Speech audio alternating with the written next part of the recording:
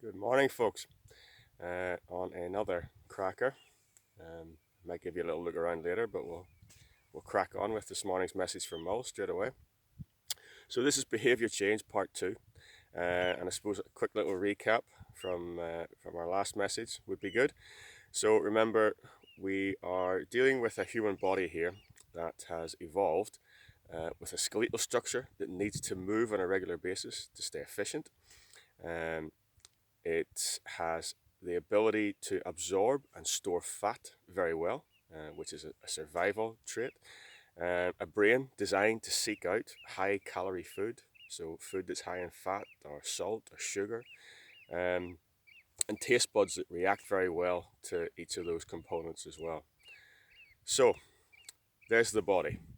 Now let's have a look at our environment. So today's message really is beware the obesogenic environment. And that's a phrase that's been termed in relation to the environment we've created for ourselves these days, especially in the Western world. And this environment has gone through some significant changes, even from sort of 70s and 80s. We live in quite a different place these days. And if you think about it, we've created an environment where high calorie dense food is on every shop corner. Um, and very easily accessible, and for a lot of people very affordable as well. So very easy to get the food in. We're not having to work very hard to get calories in anymore. Um, and also we've created lifestyles for ourselves where we're very busy. There's a lot of stress around in the world these days, um, and and that means we have less and less time to actually prepare food. Um, and We tend to go for the easy option, the quick fix. And in a lot of cases, that's processed food or stuff we can shove in a microwave. Um, or we really restrict our diet nutrition and just make the same meals that aren't particularly healthy over and over again without trying to broaden our horizons a little bit. Um, and or we go to fast food outlets. And I know that's not really an issue at just at the current time. I know there's still some operating, but you can actually plot your life expectancy by the amount of fast food outlets that are within a certain radius of where you live, which is quite a scary thought. And that's a real issue we used to have down in Newcastle, where we ran a scheme based at trying to combat childhood obesity. But what we found was that when the kids left school and made their way to us, they had to pass maybe 15 fast food outlets, including sweet shops, confectionery shops. So you kind of think, well, what chance have you got? So easily accessible, fast food or high calorie food is all around us in our environment. We need to be very aware of that. Now, combine with that the way we live our lives today. So our work habits have got completely different. We tend to be under a lot more stress these days, lots of deadlines, and we also tend to spend a lot more time sat on our backside. So a lot of work these days is certainly much less manual from the 70s, where there used to be a lot of heavy industry, a lot of manual work, um, especially across Newcastle and Scotland, shipbuilding, mining, and careers like that are long gone, really. So everything's done in front of a PC now. We're sat in a not in a very efficient position for us, and it's a position where we're not burning off any calories whatsoever. Our social habits have changed.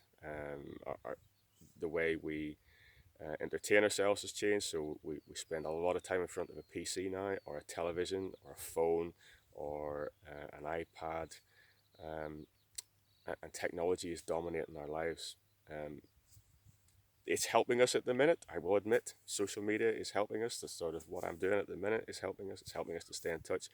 But in general, over the last sort of 20 years, the explosion of technology is not helping us burn off any calories.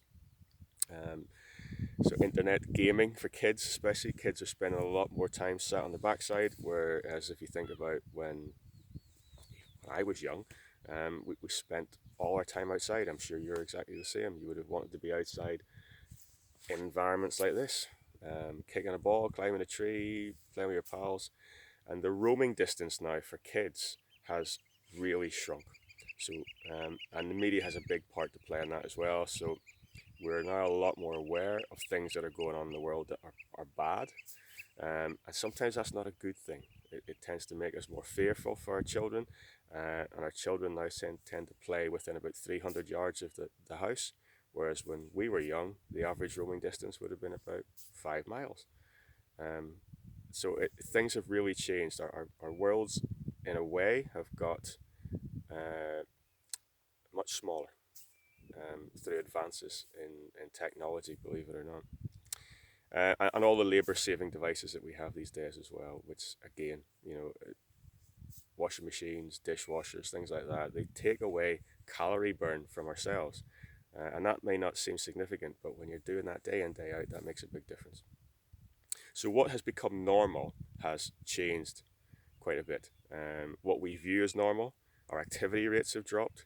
And sometimes we think of people that train on a regular basis as being a bit abnormal, a bit like me. But that's what we should be doing to substitute the way we used to live and to make sure our bodies are still staying efficient.